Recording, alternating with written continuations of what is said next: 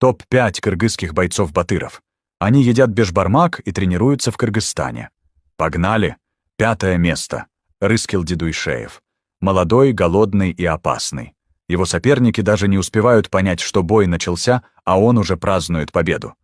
4 место. Жакшылык Мырзабеков. Железный характер. Говорят, если ударить его кирпичом, сломается кирпич. Настоящий воин. 3 место. Акбар Абдуллаев.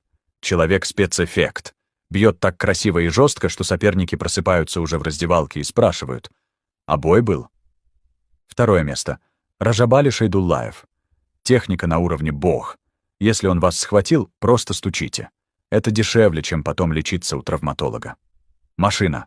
И золотое 1 место. Мыктыбек Аралбай. Наш танк в УФСИ. Скромный в жизни зверь в клетке. Весь мир уже знает. Если видишь этот взгляд, бежать бесполезно. Гордость народа. Кого еще добавил бы в список? Пиши в комменты.